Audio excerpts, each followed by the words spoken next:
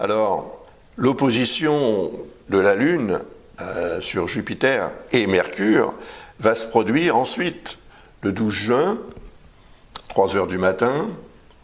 Alors, c'est l'heure universelle, hein, comme d'habitude.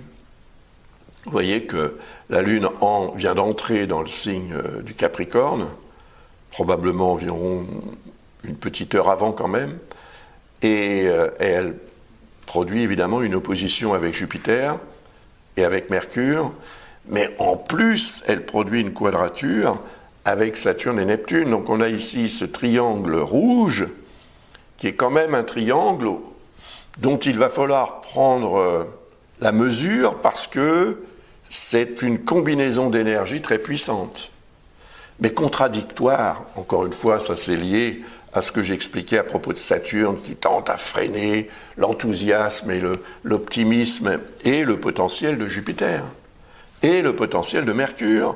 Parce que lorsque Mercure est en dissonance avec Saturne, on a tendance à, disons, abonder dans la pensée négative, ou tout au moins dans une forme de fatalisme intellectuel. On se dit « Ah, c'est comme ça, bah, tant pis », ou bien « Non, je ne suis pas suffisamment intelligente ou intelligent pour réaliser ceci ou cela ».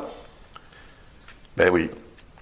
Et Neptune, pardon, est en dissonance avec Mercure, va produire une tendance à être un petit peu tête en l'air. Donc à ne pas savoir exactement comment gérer le rationnel, le concret.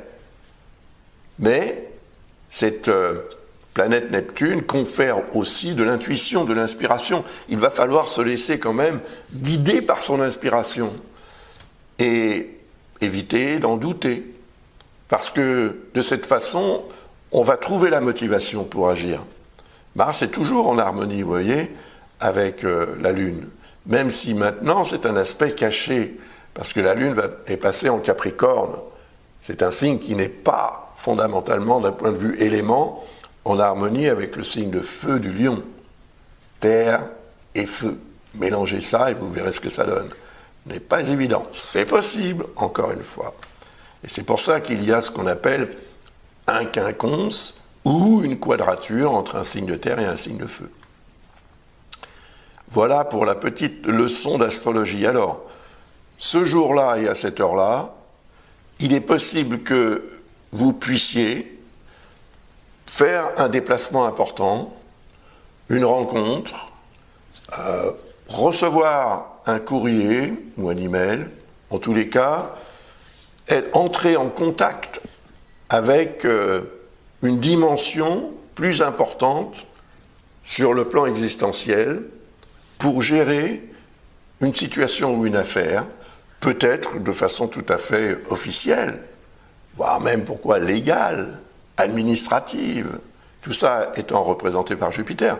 Mais Jupiter représente aussi le lointain, l'expansion de Mercure, c'est la pensée qui devient une opinion, qui devient même plus, qui peut aller jusqu'à la théorie, qui peut aller jusqu'à l'idéologie. Donc cette conjonction Mercure-Jupiter va nous rendre aussi peut-être beaucoup plus enclins, en nous donnant davantage besoin d'en savoir plus, d'en apprendre davantage. Et puis, ceci peut évidemment se manifester à travers un voyage, une rencontre, une discussion, une lecture, je ne sais quoi. Mais en tout cas, c'est votre mental, représenté par Mercure, qui va intervenir. Et alimenté par Jupiter, il va avoir faim, ce mental. Il va falloir le nourrir. Il en aura besoin. Parce que Saturne et Neptune sont toujours évidemment en dissonance avec.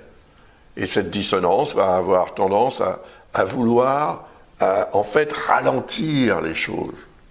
Or, Mercure-Jupiter conjoint, c'est l'exaltation à l'état pur, c'est on y va, ça va être formidable, on y va. Oui, mais, Saturne va nous dire oui, mais.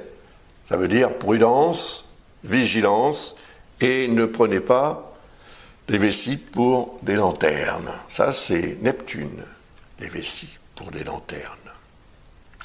Voilà, ça ce sera pour le 12 juin vers 3 heures du matin. Ça va continuer, hein.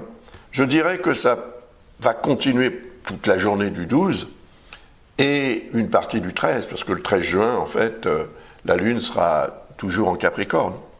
Mais il n'y aura plus d'aspect avec Mars, il n'y aura même plus d'aspect en tant que tel avec Saturne et Neptune, et évidemment, il n'y aura pratiquement plus d'opposition non plus avec Jupiter. Avec Mercure, peut-être un tout petit peu, mais ça reste quand même très léger.